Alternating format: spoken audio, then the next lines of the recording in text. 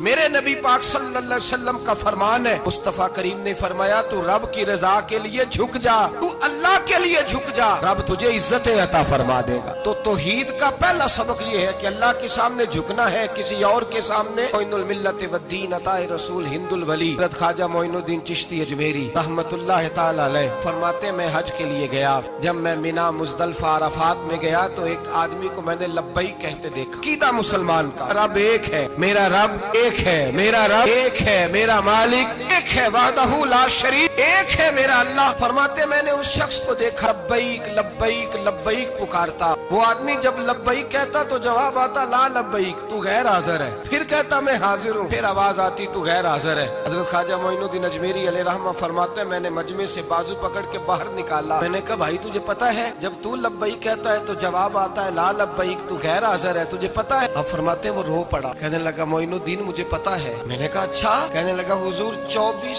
سال بیت گئے، میں ہر سال حج کرنے آتا ہوں، یہ میرا 24واں حج ہے، اور ہر سال آ کے کہتا ہوں لبیک لبیک، میں مصطفیٰ کریم کا وسیلہ لیے حاضر ہوں، لبیک لبیک، یہ بے نیاز ہے، ہر سال مجھے کہتا ہے لا لبیک، تو غیر حاضر ہے، ہر سال کہتا ہے۔ خواجہ صاحب فرماتے ہیں اس کی بات سنی تو میرے وجود کے رونگٹے کھڑے ہو گئے۔ میں نے کہا پھر تو ہر سال آ جاتا ہے، ہر سال ہی آ جاتا ہے، 24 سال ہو گئے ہر سال۔ فرماتے اس نے توحید بیان کی تو میری چیخیں نکل گئیں، میدان عرفات میں کھڑے ہو کے اس نے توحید کا اعلان کیا تو میرا وجود تڑپنے لگا، آہیں اور سسکیاں نکلنے لگیں۔ کہنے لگا معین الدین ایک ہی تو رب ہے، یہاں نہ ہوں تو کہاں جاؤں، تو کوئی اور رب بتا دے میں وہاں چلا جاتا ہوں، اب ہے ہی ایک، کہیں اس کے دروازے پہ رکھے تب بھی ٹھیک ہے، نہ رکھے بھی اس کی بے نیازی ہے یہی، کہاں جاؤں، اس کے دروازے پہ جھکوں، یہی میرا مالک، یہی میرا خالق، یہی میرا رازق۔ خواجہ صاحب فرماتے میں وہاں کھڑا تھا، عاطف غیب سے آواز آئی معین الدین تو پیچھے ہٹ جا، یہ میرا اور میرے بندے کا معاملہ ہے، تو اس کے بیچ نہ آ،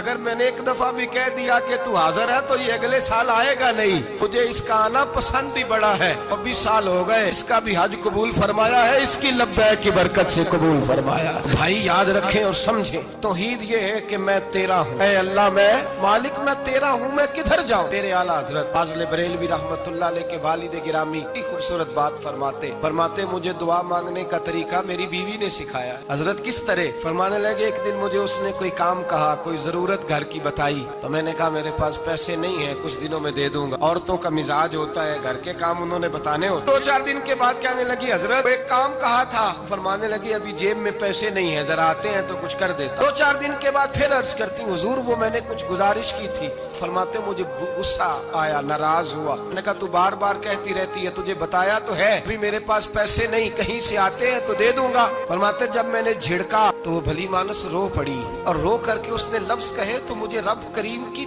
توحید سکھا گئی اور مجھے اللہ سے مانگنے کا طریقہ بتلا گئی۔ وہ کہ کہنے لگی حضور آپ ہی تو میرے خامد ہیں، بتائیے آپ سے نہ کہوں تو میں کس سے جا کے کہوں؟ کون ہے میرا اور کس سے جا کے کہوں؟ کس سے جا کے میں کہوں کہ میرا یہ غم بانٹ دیا جائے؟ آپ فرماتے اس نے بات کہی تو میں رونے لگا، مجھے کہنے لگی حضور کیا ہوا آپ رو پڑے؟